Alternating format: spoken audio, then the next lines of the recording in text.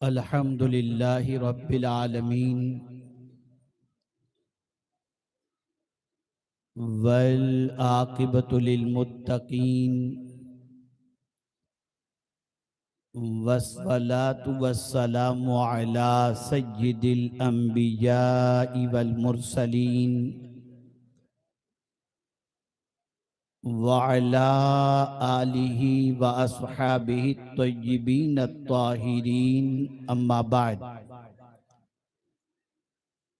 فاعوذ باللہ من الشیطان الرجیم بسم اللہ الرحمن الرحیم یا بنی اقم الصلاۃ وأمر بالعرف وانہی عن المنکر واصبر علی ما اصابک ان ذلک من عزم الامور صدق اللہ العظیم۔ قابل قدر علماء ذوی الاحترام، حاضرین و ناظرین سنی اجتماع، السلام علیکم ورحمۃ اللہ وبرکاتہ۔ میرے پیارے آقا صلی اللہ تعالی علیہ وسلم کے پیارے دیوانوں، ایک ایمان افروز خطاب آپ نے مجھ سے پیشتر محب گرامی حضرت مولانا سید امین القادری صاحب سے سماعت فرمایا۔ میں بھی کچھ معروضات آپ کی سماعتوں کے حوالے کروں، اس سے پیشتر ایک مرتبہ بارگاہ رسالت مآب صلی اللہ تعالی علیہ وسلم میں تحفہ درود و سلام بئی طور پیش کرنے کی سعادت حاصل کریں۔ الصلاۃ والسلام علیک یا رسول اللہ، الصلاۃ والسلام علیک یا حبیب اللہ، الصلاۃ والسلام علیک یا نبی اللہ، الصلاۃ والسلام علیک یا نور اللہ، وعلی آلک واصحابک یا حبیب اللہ، صلی اللہ تعالی علیہ وسلم۔ سب سے پہلے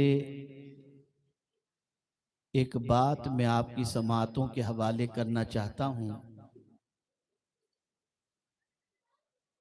اور اس کو اگر آپ نے یاد رکھ لیا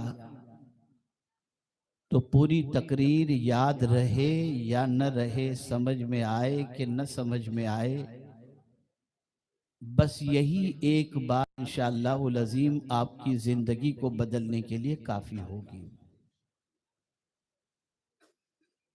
ایک بزرگ سے کسی شخص نے پوچھا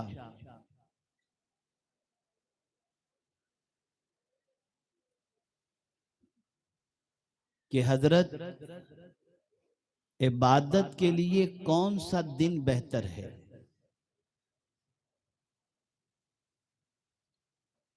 ایک بزرگ سے کسی نے پوچھا کہ عبادت کے لیے کون سا دن بہتر ہے؟ بزرگ نے فرمایا موت سے ایک دن پہلے،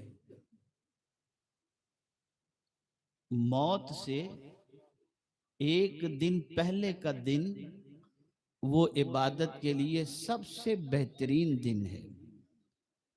تو اس نے کہا کہ حضرت موت کب آئے گی یہ تو معلوم ہی نہیں، موت کب آئے گی یہ تو معلوم ہی نہیں۔ تو ارشاد فرمایا پھر ہر دن عبادت کیا کر، پتہ نہیں کب موت آ جائے، پھر پتہ نہیں کب موت آ جائے۔ یہ جو ٹال مٹول کی عادت، دیکھیے نا، ابھی آپ دیکھ رہے ہیں وہ ہمارے بھائی ایک موبائل لے کر کھڑے ہیں، بات کر رہے ہیں، اشارہ کر رہے ہیں، وہ سمجھتے ہیں یہاں کچھ بات ہی نہیں، اللہ رسول کی بات سے بہتر ان کو اپنی بات لگ رہی ہے۔ یعنی میں سچ کہہ رہا ہوں کہ میں جلدی سے یو پی میں تاریخ دیتا نہیں ہوں. اس کی وجہ کیا ہے کہ ہمارے تو آپ توجہ سے سنیں، شاید کہ کوئی بات آپ کے دل میں اتر جائے، اور چونکہ ایک تفصیلی خطاب آپ نے سن لیا اور میں مزید آپ پر کوئی لفظوں کا بوجھ رکھنا نہیں چاہتا، میں صرف 2 3 4 باتیں اور کچھ آیت کریمہ کی روشنی میں باتیں آپ کی سماعتوں کے حوالے کرنا چاہوں گا، شاید کہ آپ آج کچھ سوچ لے کر کے یہاں سے اٹھیں. تو بزرگ نے فرمایا کہ عبادت کے لیے سب سے بہترین دن موت سے ایک دن کا پہلے کا دن. تو جب ہمیں معلوم نہیں کہ موت کب آئے گی تو ہمیں ہر دن اللہ کی بندگی میں گزارنا چاہیے. یہاں بہت سارے ایسے بھائی ہیں، بدگمانی نہیں کرتا، چونکہ میں واقف ہوں بہت ساروں کی زندگی سے کہ چہرے پہ داڑھی بھی ہوتی ہے، سر پہ ٹوپی بھی ہوتی ہے، اور وہ ہمارے ساتھ بسا اوقات سفر میں بھی ہوتے ہیں، لیکن نماز کا وقت آتا ہے تو نماز کے لیے اگر ہم رک بھی گئے تو وہ ادھر ادھر بکھر جاتے ہیں کہ کہیں نماز پڑھیں گے تو ہماری عزت چلی جائے گی. اور بہت سارے ایسے ہیں جو چھوڑ دیتے ہیں. آپ اللہ بدگمانی کو معاف فرمائے، لیکن یہ بات تو طے شدہ ہے کہ مسجدوں میں اگر جا کر کے دیکھیں تو نوجوانوں کی تعداد نظر نہیں آتی. کہاں ہوتے ہیں کیا معلوم. اور نماز چھوٹ جانے پر افسوس بھی نہیں. یہاں مولا علی کا ایک قول آپ کو سنا دوں.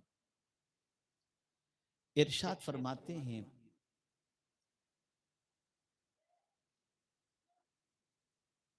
کہ تو اگر نماز نہیں پڑھتا تو نماز کے چھوٹنے پر تجھے اس بات پر افسوس کرنا چاہیے کہ اللہ نے تجھے اس لائق سمجھا ہی نہیں کہ اپنی بارگاہ میں کھڑا کرے.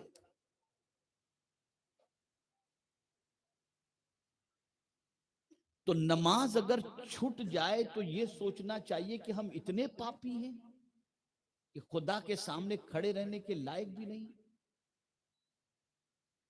تو نماز چھوڑنا کوئی کمال کی بات نہیں ہے، اللہ کی نظروں سے گر جانے کی بات ہے. تو اے رسول اعظم صلی اللہ علیہ وسلم کے دیوانوں، نماز کی پابندی کیا کرو. حضرت لقمان، آپ میں سے بہت سارے باپ ہیں جو اپنے بیٹے کے حوالے سے فکر مند رہتے ہیں. کبھی قرآن میں دیکھو کہ باپ نے اپنے بیٹوں کو کیا کیا نصیحت کی ہے. حضرت لقمان نے اپنے بیٹے کو پہلی نصیحت فرمائی، یا بنیا. انداز دیکھیں کتنا پیارا ہے. آج یو پی بہار بنگال میں بچے کا نام ہے لڈو ادھر آ، اے منو ادھر آ. کیا سب تماشا ہے. قرآن میں جب بھی اللہ نے پکارا بڑے پیار سے پکارا. ایمان والوں کو پکارا تو فرمایا یا ایھا الذین آمنو، اے میرے محبوب کے دیوانوں. انسانوں سے پکارا تو کہا یا ایھا الناس، اے لوگو. رسولوں سے پکارا تو فرمایا یا ایھا الرسل. تو یہ ادب اللہ عز و جل نے بتایا کہ اچھی طریقے سے پکارا کرو. تو اب آپ دیکھیں بچے کو بھی پکارنا چاہیے تو کیسے پکارنا چاہیے، یہ طریقہ بھی قرآن دے رہا ہے. یا بنیا، اے میرے لختے جگر، اے میرے بیٹے. جب ایک باپ اپنے بیٹے کو اس انداز سے پکارے گا تو اس پکار کے بعد جو حکم بھی باپ دے گا بیٹے کو اس پر عمل کرنا آسان ہوگا. جیسے قرآن میں جتنے احکام ایمان والوں کو دیے گئے اس میں اللہ نے یا ایھا الذین آمنو فرما کر اپنے مومن بندوں کے لیے آسانی پیدا فرما دی. تو پہلی چیز بچوں کو اچھی طریقے سے پکارو، اچھے نام سے پکارو، اچھے انداز سے پکارو. تو حضرت لقمان نے اپنے بیٹے سے فرمایا یا بنیا، اے میرے بیٹے، اے میرے لگتے جگر. یہی طریقے سے حضرت ابراہیم علیہ السلام نے اپنے بیٹے سے کہا تھا جب انہوں نے خواب دیکھا تو فرمایا تھا یا بنیا انی ارا فی المنام. وہاں بھی یا بنیا فرمایا، اے میرے بیٹے. اب پہلا حکم باپ کیا دے رہا ہے؟ اقیم الصلاۃ، بیٹے نماز قائم کر. یہ نماز کی فکر صرف حضرت لقمان ہی کو نہیں تھی، بلکہ اس نماز کی فکر حضرت ابراہیم علیہ السلام کو بھی تھی. اپنے بیٹے کے سلسلے میں، اپنی ذریت کے سلسلے میں. اس لیے دعا کرتے ہیں تو کہتے ہیں رب اجعلنی مقیم الصلاۃ ومن ذریتی. اس لیے کہ اگر بچہ نمازی بن گیا تو یہی نماز بچے کو بے حیائی سے روکے گی، یہی نماز بچے کو آپ کی آنکھوں کی ٹھنڈک بنائے گی، یہی نماز آپ کے بچے کے لیے سیدھے راستے پر چلنے کا ذریعہ بنے گی. کیا آج ہے کوئی باپ ایسا جو اپنے بچے کی نماز کی فکر کرتا ہو؟ کتنے گھر ایسے ہیں جہاں پر باپ اپنے بیٹے پر نماز کے سلسلے میں سختی کرتا ہے؟ ارے جب خود ہی نماز کا پابند نہیں تو اپنے بیٹے کو نماز کا کیا حکم دے گا؟ آپ میں سے بہت سارے لوگوں کو میں جانتا ہوں جو چھوٹی چھوٹی عمر میں علاقہ چھوڑ کر کے 12 سال کی عمر میں ممبئی کوئی چلا گیا، کوئی بنگلور چلا گیا، کوئی کہاں چلا گیا روزی کی تلاش. پھر وہاں کماتے رہے، بڑے ہو گئے، کچھ سیکھا وغیرہ نہیں اور زندگی گزر گئی. باپ کو فکر ہے روزی کی، ہر نوجوان کو فکر ہے روزی کی. رشتہ دار کہتا ہے کہ ممبئی بھیج دو، ہم اس کو کام پہ لگا دیں گے. کوئی رشتہ دار بیرون ملک رہتا ہے تو کہتا ہے میں اس کے لیے ویزا اور نوکری کا انتظام کر دوں. آدمی بھروسہ کر لیتا ہے. ذرا رب کے فرمان پر بھی بھروسہ کر لو. اللہ فرماتا ہے وَأْمُرْ أَهْلَكَ بِالصَّلَاةِ وَاسْتَبِرْ عَلَيْهَا لَا نَسْأَلُكَ رِزْقًا نَحْنُ نَرْزُقُكَ. اللہ فرماتا ہے اپنے گھر والوں کو نماز کا حکم دو اور تم بھی اس پر جمے رہو. اللہ فرماتا ہے میں تم سے روزی نہیں مانگتا، میں تم کو روزی عطا کروں گا. اللہ فرماتا ہے تم اپنے بچوں کو نماز کا حکم دو وَأْمُرْ أَهْلَكَ، اور تم بھی نماز پڑھو. تمہیں در بدر بھٹکنے کی ضرورت نہیں، روزی کا ذمہ میرے پروردگار نے لیا ہے. سبحان اللہ. کرتے ہیں آپ؟ ہم کہتے ہیں چلے میں چلا گیا، جماعت میں چلا گیا، یہ سنی تھا بگڑ گیا. میں کہتا ہوں ایک ہی سوراخ ہم نے کھلا رکھا ہے جہاں سے یہ چور لوگ گھستے ہیں، اور وہ سوراخ ہے نماز کا.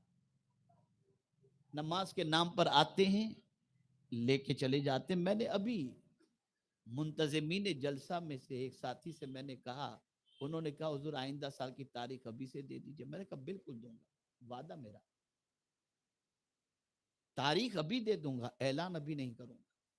اس لیے کہ میری بھی ایک شرط ہے، اور وہ شرط یہ ہے کہ اگر میں تم سے کہوں کہ تم یہاں کسی کے پاس نماز سیکھنا تو تم بہانہ بناؤ گے امام صاحب چلے گئے، مبلغ صاحب چلے گئے، مولانا صاحب چلے گئے. کوئی بہانہ تم دے ہی نہ سکو. اس کے لیے میں تم کو ایک طریقہ بتاتا ہوں. ہمارے یہاں آن لائن بھی کورس ہوتا ہے. تم کمیٹی والے آن لائن اگر 3 مہینے کا نماز کورس کمپلیٹ کر لو گے نا، آئندہ سال کی تمہاری تاریخ پکی. ہمارے یہاں پروگرام کروانے والے علماء کے علاوہ جو لوگ ہیں، نہ ان کو کلمہ آتا ہے، نہ ان کو تحیات آتی ہے، نہ ان کو درود ابراہیم، کچھ بھی نہیں. آپ اللہ اور اس کے رسول کا ذکر کراتے ہو اور آپ سے پوچھا جائے کیوں جلسہ کرا رہے ہو؟ مولانا ہمارے یہاں بہت بگاڑا ہو گیا ہے. تو آپ سدھرنا نہیں چاہتے؟ ہونا تو یہ چاہیے کہ پروگرام کے آرگینائزر اتنے دین کے پابند ہو جائیں کہ ان کی زندگی کو دیکھ کر کے دوسرے دین کے راستے پر چلنے والے بن جائیں۔ سبحان اللہ، سبحان اللہ۔ آپ بہت اچھے ہیں کہ گانوں کی محفلوں کی بجائے ذکر رسول کی محفل سجاتے ہیں، لیکن اپنی کمیاں دور کرو، اپنی خامی دور کرو۔ آپ لاکھوں روپیہ خرچ کرتے ہو اللہ اور اس کے رسول کی محبت میں، لیکن قیامت میں نہیں پوچھا جائے گا کہ جلسہ کیا تھا کہ یا نہیں، یہ پوچھا جائے گا نماز پڑھا تھا کہ نہیں۔ اس کی فکر کرو۔ آج آپ آئے ہو، بہت اچھی بات ہے، اچھی تعداد میں آئے ہو اور خوشی کی بات ہے، دل جمعی سے سن رہے ہو اور خوشی کی بات ہے، لیکن اگر آج یہاں سے جانے کے بعد آپ نے اپنے اندر کوئی تبدیلی پیدا نہیں کی تو آئے کیوں تھے؟ آپ کیوں آئے تھے؟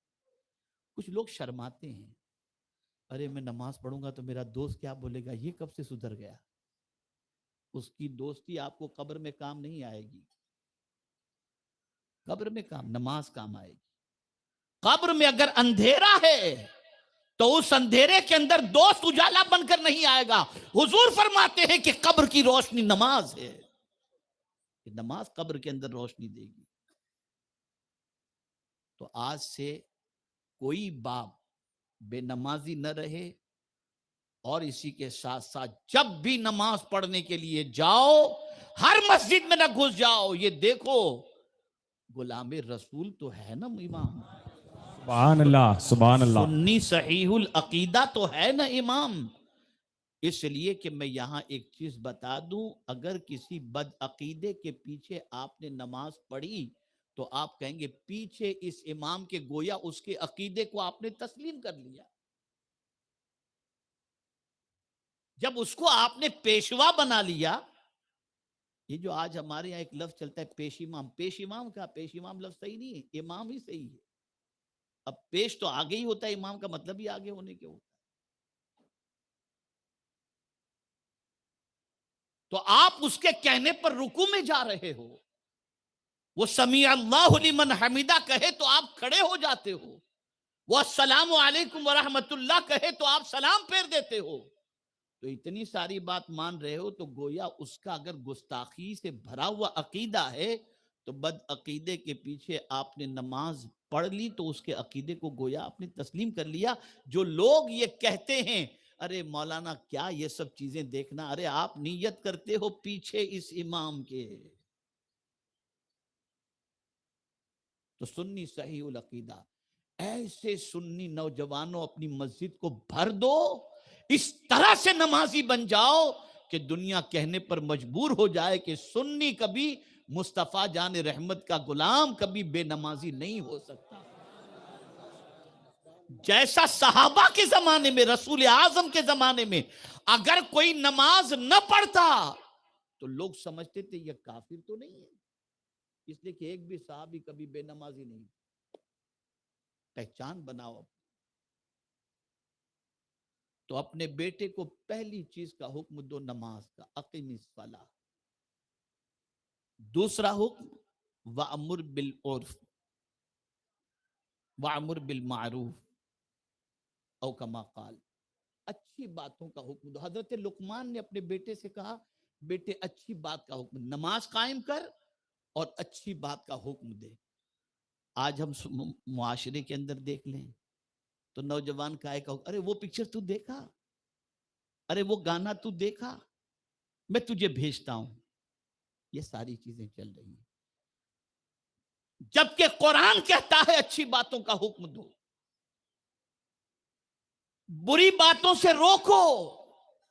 لیکن وَأْمُرْ کے بعد صبر کا حکم نہیں آیا، وَانْہَا عَنِ الْمُنْکَر کے بعد صبر کا حکم آیا، اس لیے کہ اچھی بات کہیں گے تو دنیا محبت کرے گی، لیکن جہاں آپ نے گناہ سے روکا تو دنیا آپ کی دشمن بن جائے گی۔ یہ شراب سے روک رہا ہے، یہ زنا سے روک رہا ہے، یا عیاشی سے روک رہا ہے، یہ جھوٹ سے روک رہا ہے، یہ خیانت سے روک رہا ہے، فوراً آپ کی دنیا دشمن بن جائے گی۔ جیسا کہ بڑی معذرت کے ساتھ سب ایسے نہیں ہوتے، لیکن بعض مسجدوں کے ٹرسٹی ایسے ہوتے ہیں کہ امام صاحب کوئی بات کر دیں تو بس نکالو مولانا صاحب کو، پتہ نہیں کہاں سے انہوں نے یہ بات کہہ دی، انہوں نے ہم پر کہہ دیا۔ یہ سب نہیں، تو قرآن کہتا ہے. اور ترتیب دیکھیے، اچھی باتوں کا حکم، اس کے بعد بری باتوں سے بچنے کا حکم، اور فوراً فرمایا وَاصْبِرْ عَلَىٰ مَا أَصَابَكَ، اور جو مصیبت تمہیں پہنچے اس پر صبر کرو. یعنی جب تم بری بات سے رکنے کا حکم دو گے، دنیا تمہاری دشمن بنے گی، تو تم اس پر صبر کرو، اس لیے کہ صبر کرو گے تو تنہا نہیں رہو گے. ان اللہ مع الصابرین، کہ بے شک اللہ صبر کرنے والے کے سبحان ساتھ. اللہ سبحان اللہ. اور صبر تو اتنی عظیم دولت ہے کہ جنتی کو جب فرشتے سلام کریں گے، سلام پیش کریں گے جنتی کو، تو کیا کہہ کر سلام پیش کریں گے؟ کون سی صفت سے جنتی کو یاد کریں گے؟ سلام علیکم بما صبرتم فنعم عقبی الدار. سلام ہو اے صبر کرنے والے تجھ پر، اور تیرا ٹھکانہ کیا ہی اچھا ٹھکانہ ہے. یہ سب میں تفصیلی گفتگو نہیں کروں گا، اور یہ سارے کام بہت حوصلے کے کام ہیں، بہت بڑے کام ہیں. اب ایک بات عرض کرتا ہوں، اس لیے کہ کیا ہوا ہے؟ تو جائیے، اس کے لیے کون پابندی لگائے؟ معاف کیجیے گا، میری سختی کی وجہ سے بیچارے پریشان ہو گئے. اللہ مجھے بھی معاف فرمائے. اور میں صرف اس کے لیے وہ کرتا ہوں کہ آپ گناہوں میں شریک نہ ہو، کہ اللہ اور اس کے رسول کی بات کو نظر انداز کرنے کا گناہ نہ ہو. اور حالانکہ آج مجھے پہنچنا وعدہ کر چکا تھا، لیکن طبیعت ایسی نہیں تھی، چونکہ 600 کلومیٹر کا کم و بیش سفر کر کے کل میں ممبئی پہنچا ہوں بائی روڈ. تو تھکان اور طبیعت ایسی تھی کہ پہنچنے کے امکانات بہت کم تھے. لیکن پھر ہمارے صادق رضوی صاحب نے پھر پریشر ڈالا کہ آپ کو پہنچنا ہی، میں حاضر ہو گیا. ایک بات، دو باتیں تو آپ نے یاد رکھی ہوں گی انشاءاللہ. پہلی بات، کسی کو نہیں معلوم کہ موت کب آئے گی، اس لیے ہمیشہ عبادت کی کوشش کرو. دوسری چیز، نماز چھوٹنے پر اس لیے افسوس کرو، کیا میں اتنا گیا گزرا ہوں کہ اللہ اپنے سامنے مجھے کھڑے رہنے کی توفیق بھی نہیں دیتا؟ میں اتنا گیا گزرا ہوں، یہ خیال. اور تیسری بات، بہت سارے لوگ اچھے کپڑے پہن کر اکڑتے ہیں اور بازار میں چلتے ہیں، اچھے کپڑے پہن کر، شادی کا موسم ہے نا، اکڑ کے چلتے ہیں. جملہ یاد رکھیے گا، بہت قیمتی کپڑے پہن کر اکڑ کے چلتے ہیں، لیکن انہیں نہیں معلوم کہ اسی بازار میں ان کا کفن بھی بک رہا ہے. اسی بازار. تو نہ اکڑو، خدا کی بندگی کے سامنے بندگی کرنے کے لیے اپنے آپ کو تیار کرو. اس کی بندگی کرنے میں اکڑو نہیں کہ میرے پاس تو سب کچھ ہے، میں کیوں نماز پڑھوں؟ جس کے پاس کچھ نہ ہو وہ نماز پڑھے. یہ سب تکبر چھوڑو اور ان ساری چیزوں سے باز آ جاؤ. اور ایک اور چیز میں آپ کو بتاؤں، اور وہ یہ ہے کہ جو لوگ رات کے اندھیرے میں گناہ کرتے ہیں وہ اللہ سے ڈریں. اگر اسی حالت میں موت واقع ہو گئی تو اللہ کو کیا منہ دکھاؤ گے؟ اور یہ تصور کہ کوئی نہیں دیکھ رہا، یہ سوچو اللہ صرف تمہیں نہیں دیکھ رہا، تمہارے دل کی نیتوں کو بھی دیکھ رہا ہے، اور کہیں بھی چھپ کر اس سے گناہ نہیں کر سکتے. ان اللہ لا یخفی علیہ شیء فی الارض ولا فی السماء. جو کچھ زمین کے اندر ہے چیز کے بارے میں اللہ نے فرمایا ان اللہ لا یخفی علیہ شیء. کوئی چیز بھی جو زمین و آسمان کے درمیان ہے یا زمین و آسمان میں ہے، اللہ سے چھپی چیز. یہ چیز کس کو کہتے ہیں؟ یہ چیز کس کو کہتے ہیں؟ یہ جو ذرہ ہے نا، جو عدم سے وجود میں آ گیا، وہ چیز ہے۔ جو نہ تھا اور وجود میں آ گیا، چاہے وہ ذرہ ہو یا چاہے ہلکا سا چھوٹا سا پتھر ہو یا کوئی بھی چیز ہو، وہ وجود میں۔ اور یہ ہر چیز کرتی کیا ہے؟ وَإِن مِّن شَيْءٍ إِلَّا يُسَبِّحُ بِحَمْدِهِ، ہر چیز اللہ کی تسبیح کرتی اور اللہ کی حمد بجا لاتی۔ اور یہ چیز وجود میں کیسے آئی؟ تو قرآن کہتا ہے اذا اراد شیئا ان یقول له کن فیکون، جب اللہ کسی چیز کو پیدا کرنے کا ارادہ کرتا ہے تو فرماتا ہے ہو جا، وہ چیز وجود میں آ جاتی ہے۔ تو اے رسول اعظم صلی اللہ علیہ وسلم کے دیوانوں، آج سے ہر باپ، اور اگر کوئی باپ یہ سمجھے یہ نہیں پڑھتا میں کیا کروں، آپ نے حکم دیا تھا، اور اگر آپ نے حکم اور اس کے پیچھے آپ نے کوشش نہیں کی تو آپ یہ سمجھ لیجئے گا، حضور صلی اللہ علیہ وسلم کی حدیث ہے کلکم راعین وکلکم مسئول عن رعیتہ، ہر آدمی کو اپنے ماتحت والے کے بارے میں جواب دینا پڑے گا، اس سے پوچھا جائے گا۔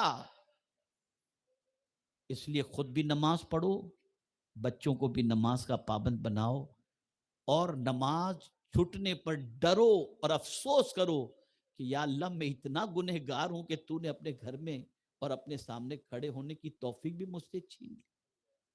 یہ ذہن کے اندر رکھو، دل و دماغ میں کے اندر رکھو، نماز کی پابندی کرو، اور نماز کا بچوں کو بھی حکم دو، بیوی کو بھی حکم دو۔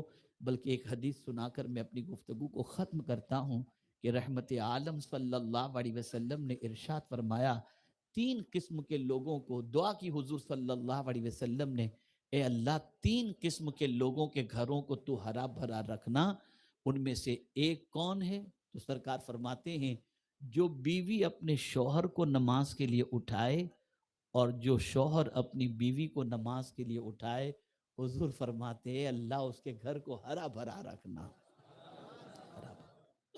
آج نہ بیوی کو نماز کی فکر رہی، نہ شوہر کو نماز کی فکر رہی۔ یہ ساری چیزیں چھوڑو، اور جو یہ جلسوں میں آپ آتے ہو، پروگراموں میں آتے ہو، ادب کے ساتھ آؤ۔ جتنا ادب کرو گے اتنا فیض زیادہ ملے گا۔ آپ میں سے بہت سارے بیچارے ایسے ہیں جو ذوق و شوق میں آ جاتے ہیں، دیکھنے سننے کے لیے آ جاتے ہیں، تھوڑی سی اپنی اصلاح اگر کر لیں اور توجہ سے سننے کے لیے آ جائیں تو کبھی قسمت اتنی بیدار ہو جاتی ہے کہ پتہ نہیں کیا کیا نظر آ جاتا ہے۔ باوضو آنے کی کوشش کریں، سر پہ ٹوپی رکھا کریں، ٹھنڈے دماغ سے گفتگو کو سنا کریں، اور اس نیت سے حضرت فضیل بن عیاض رضی اللہ تعالیٰ عنہ نکل رہے تھے خطیب کا خطاب سننے کے لیے، تو گئے اپنی ماں سے اجازت لینے، ماں مجھے اجازت دے کہ فلاں خطیب تشریف لائیں، میں ان کا خطاب سن لوں۔ قربان جائیے ماں کے جواب کو بھی، فضیل ابن عیاض رضی اللہ تعالیٰ عنہ کی ماں فرماتی بیٹا کیوں خطاب سننے جا رہے ہو، کیا وجہ؟ کہا ماں بہت اچھے خطیب ہیں، بہت اچھا بولتے ہیں۔ ماں نے فرمایا جاؤ بیٹی اجازت دیتی ہوں، لیکن ایک شرط ہے، ایک نیت کرو۔ کہا ماں کیا نیت کروں؟ یہ نیت کرو کہ جو کچھ اللہ اور اس کے رسول کے فرمان وہ سنائیں گے میں انشاءاللہ اس پر عمل کروں گا، اور اگر تم نے عمل کی نیت نہیں کی اور صرف سننے کی غرض سے گئے تو پہلے تو نہیں جانتے تھے اور گناہ کرتے تھے، جان کر گناہ کرنے کا عذاب ڈبل تمہارے اوپر ہوگا۔ کیا ہم اس نیت سے آتے ہیں؟ گاؤں کا جلسہ ہے، چلو سب ملیں گے، چلو چلو دیکھیں کیا ہوتا ہے، چلو بس یہی ہے۔ نیت درست کرو، حالات آپ کے سامنے ہیں، سچویشن آپ سے چھپی ہوئی نہیں ہے۔ کب سدھریں گے؟ کب اپنے آپ کو بدلیں گے؟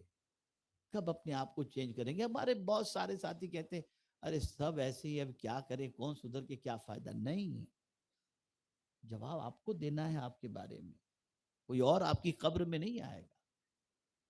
تو چینج کرو، اور میں امید کرتا ہوں کہ انشاءاللہ العظیم جو کچھ مختصر کلمات خیر میں نے آپ کی سماعتوں کے حوالے کیے اس پر انشاءاللہ آپ بھی عمل کی کوشش کریں گے، اللہ مجھے بھی عمل کی توفیق عطا فرمائے۔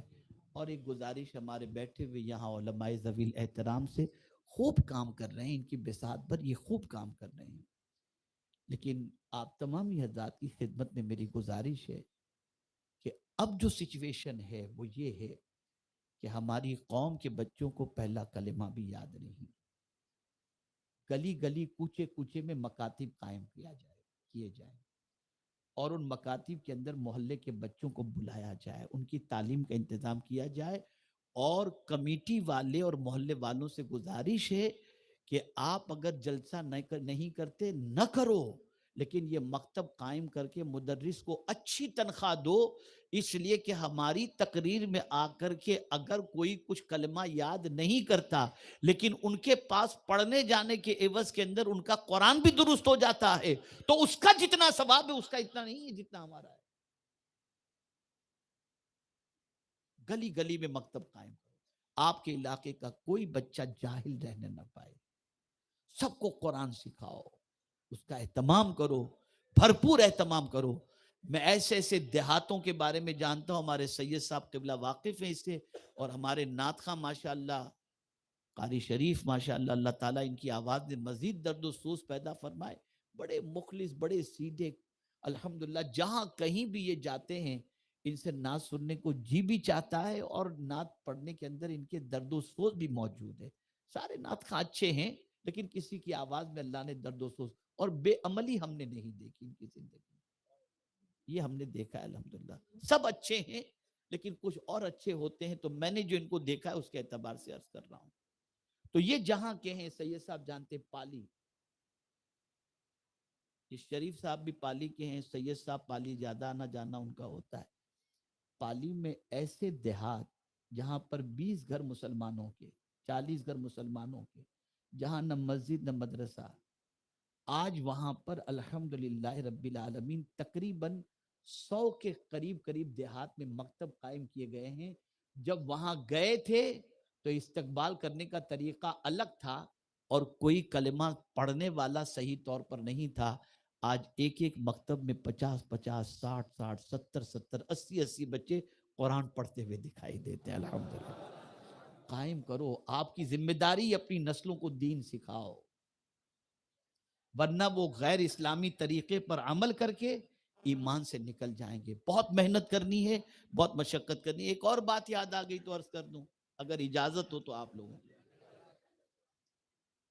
بنگال کے ایک علاقے میں تقریر کرنے کے لیے گیا، ایک مفتی صاحب بڑے باعمل اور بڑے مخلص آدمی، انہوں نے بہت ضد کی کہ آپ کو چلنا پڑے گا، اور گاؤں ایسا تھا کہ لائٹ وغیرہ کچھ بھی نہیں وہاں، بہت پہلے کی بات بتا رہا ہوں، کم و بیش 15 سال ہو گئے ہوں۔ وہاں پہنچا تو گاؤں میں انٹر ہوا تو ایک عمارت کھڑی تھی، انہوں نے بتایا حضرت یہ عمارت ذرا دیکھ لیجیے آپ۔ میں نے دیکھا، وہاں کے اعتبار سے اچھی تھی، چند منزلہ تھی، میں نے دیکھی۔ قیام گاہ پر پہنچے، بیٹھے، بات چیت ہوئی، تو انہوں نے کہا حضرت آپ نے عمارت دیکھی؟ میں نے کہا ہاں دیکھا۔ بولے حضرت یہ جو آج جلسہ ہو رہا ہے نا، اس کمیٹی کے اندر تقریباً 200 کے قریب بچے ہیں۔ میں نے کہا اچھا۔ بولے وہ سب ممبر ہے کمیٹی کے۔ میں نے کہا ٹھیک۔ بولے اس میں سے 10-15 ایسے ہیں جو اچھے بڑے کام کرتے ہیں، یعنی کوئی سمجھ لیجئے کہ پی یو پی کا کام کرتا ہے، کوئی فرنیچر کا کام کرتا ہے، اس طریقے کے اچھے اچھے بڑے بڑے کام کرتے ہیں۔ 180 کے قریب بچے ایسے ہیں جو بنگلور، دہلی، ممبئی، کلکتہ، وہاں کی ہوٹلوں میں برتن صاف کرتے ہیں، وہ سب اس کمیٹی کے ممبر ہیں۔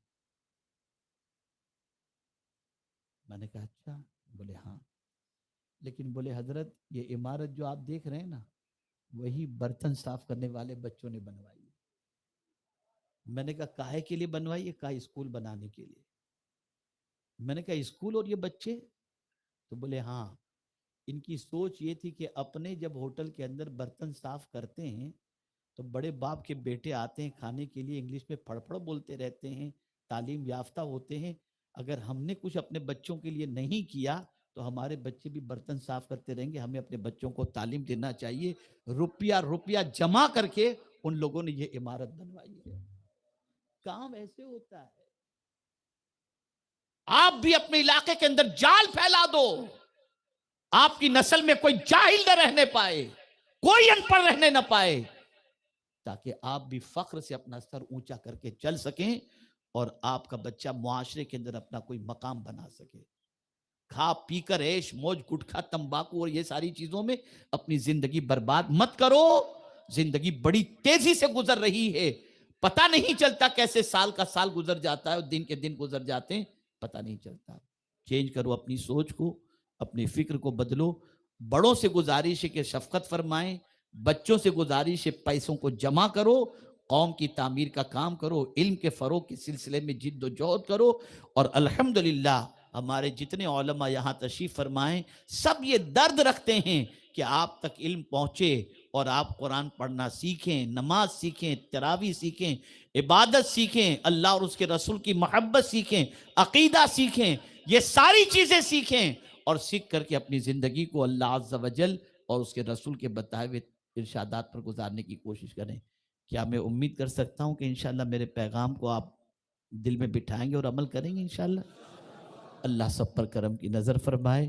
کام وہ لے لیجئے تم کو جو راضی کرے، کام وہ لے لیجئے۔ اعلیٰ حضرت نے بات کرنے کا نہیں کہا کہ بات میں وہ کروں کہ حضور آپ راضی ہو جائیں۔ اعلیٰ حضرت کہتے ہیں کام وہ لے لیجئے تم کو جو راضی کرے۔ پتہ چلا یہاں کام کرنے کے لیے آئے، بات کرنے کے لیے نہیں۔ اور کام کریں تو سیٹ پر نظر نہیں، مدینے کے تاجدار پر نظر ہو کہ بس حضور راضی ہو جائیں۔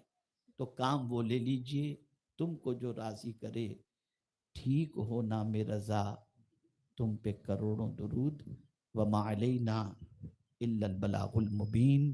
السلام علیکم ورحمۃ اللہ وبرکاتہ۔ ایک اعلان، جس نے بھی عشاء کی نماز نہیں پڑھی اس سے گزارش ہے گھر جانے کے بعد پہلے عشاء کی نماز پڑھے، اور اگر پڑھنے کا دل نہ ہو تو آپ یہ سمجھیے گا کہ اللہ کے نزدیک آپ اس لائق ہیں ہی نہیں کہ اللہ آپ کو کھڑا کر سکے، اور پڑھنے کی توفیق مل جائے اور نماز پڑھ لیں تو آپ یہ سوچیے گا مولا تیرا کرم ہے کہ تو نے مجھے نماز کی توفیق اور اپنی بارگاہ میں کھڑے ہونے کا موقع عطا کر دیا۔ ایک سجدہ شکر اور کر لیں تاکہ مولا بھی راضی ہو جائے۔ اللہ تعالیٰ آپ کو مجھے سب کو توفیق عطا فرمائے۔ ایسے ہی فجر کی نماز بھی وقت پر پڑھ لیجیے گا انشاءاللہ۔ جو حضرات حضور امیر سنی دعوت اسلامی کے ذریعے سے قادری برکاتی سلسلے میں مرید ہونا چاہتے ہیں تو حضرت سلسلہ عالیہ قادریہ برکاتیہ رضویہ نوریہ کے شیخ طریقت بھی ہیں، حضرت جیسا پڑھائیں۔ اگر آپ مرید ہونا چاہتے ہیں تو ویسا پڑھیں، مائیں اور بہنیں بھی پڑھ کر غوث پاک کے سلسلے میں مرید ہو سکتی ہیں۔ بسم اللہ الرحمن الرحیم۔ استغفر اللہ ربی من کل ذنب واتوب الیہ۔ توبہ کرتے ہیں پچھلے سارے گناہوں سے، آج کے بعد ہر گناہ سے بچنے کی کوشش کریں گے، ہر فرض و واجب اور سنت ان کے وقتوں پر ادا کرنے کی کوشش کریں گے۔ ہم سلسلہ قادریہ نوریہ برکاتیہ میں داخل ہوتے ہیں۔ اے اللہ ہمیں غوث پاک کے غلاموں میں قبول فرما، قیامت کے دن ان کے ساتھ حشر فرما۔ الہی خیر گردانی بحق کے شاہ جیلانی، الہی خیر گردانی بحق کے شاہ جیلانی، الہی خیر گردانی بحق کے شاہ جیلانی۔ وصلی اللہ تعالی علی خیر خلقہ و نور عرشہ سیدنا و مولانا محمد و آلہ و صحابہ اجمعین برحمتک یا ارحم الراحمین۔ میں گزارش کرتا ہوں بھائی قاری شریف رضا پالی راجستھان سے کہ وہ مائک پہ تشریف لائیں۔ آپ لوگ تشریف رکھیں، میں بھی محترم صلی اللہ بیٹھ علیہ رہا وسلم کی ہوں، ثنا خوانی۔ قاری صاحب سے میں بھی ناشد